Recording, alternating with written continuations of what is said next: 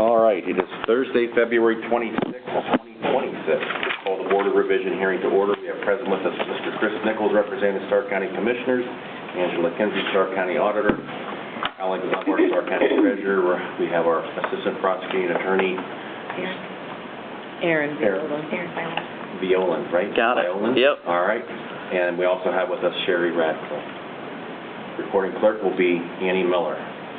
All right. Assistant Prosecuting Attorney Violan, what is on our agenda? Well, the first couple issues here deal with Mr. William K. Sherrard and two of his properties that he claims he does not understand what's going on with this process, and he was not aware that there was a tax delinquency.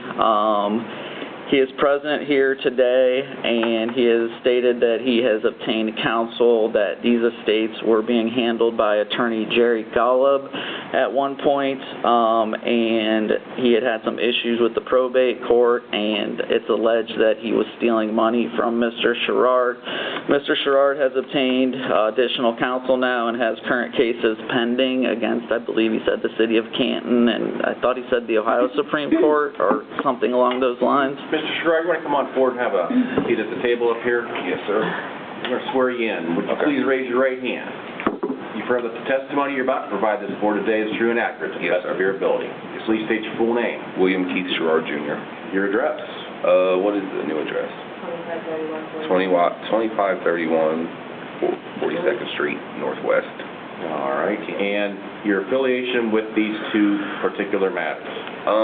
My boss passed away in 2021. He left me 50 houses. Out of the 50, all of them were destroyed and needed $40,000 or $50,000 worth of work to get them back up, at least like minimum. I went into court with Jerry Golub as my attorney.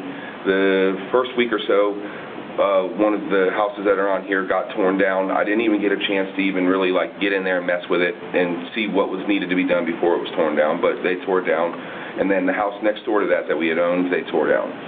So I started asking Jerry what to do. He said, I'm going to take care of it. I'll go down and I'll put a stop to all the houses being destroyed. You just got to start working on them and fixing them.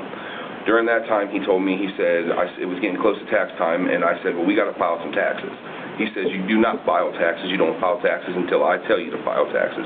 That was in 2022. So I used Jerry all the way until the middle of 2024 when I went to Laura Mills and got a new counsel. And he, up until then, he had told us that you don't pay taxes. And then I didn't really get anything to ask Laura. I kind of must have slipped my mind. And then one day, about 5 or 6 months ago, she did tell me that we should have been filing taxes ever since. But the very first attorney told me that we can't file them until everything in probate was done, because I needed to file a final tax accountant for my boss and his sister for the estate that we were left. So the only reason that we haven't filed or did anything with the taxes is because Jerry specifically told me, you don't file taxes until the day I tell you to file taxes. And in court now, we're getting ready to go against him for taking the money that was not, he got money before probate was over. The first week I wrote him a check for $25,000, and then a week later he asked me for another check for $10,000, and then a week later he asked me for $10,000 in cash. So he's seen this. My boss left us a really huge estate with a lot of stuff in it, and I think he's seen the numbers, and he wanted to get more than what he had originally told us. So I think he was just lying to me not to pay the taxes until he could figure his way out to what he was doing. And then here we are 4 years later, and he's still fighting the case, saying that, like the judge, there's been 7 judges, the Supreme Court judges, all the judges here, all the judges over around here, all told him he owes us all this money back, and now he claims he's indigent and he can't pay it back. He says he has nothing left. He spent all the money he's gotten off of us. But the whole reason that we're even in this position is because that we were misled by our attorney since day one. And I really, like I was trying to tell her earlier, I don't know anything about anything court-wise, how to take care of anything. I trusted Jerry to be the right guy for us, and from day one, he started taking advantage of us. And that's the only reason that we're in this position, because before we ever did anything with this, we have spotless records. Like when we get pulled over, the cops tell us, like, for your age, it's weird that you don't never get in no trouble. And I said, well, we have CCWs, and he'll say, wow, for 40 years old, you guys still never been in no trouble. So up until this stuff, we've never done anything to get in any trouble, to do for anything. And then all of a sudden, it just seems like the last 6 months, we're in court every week for something that Jerry's caused us to over.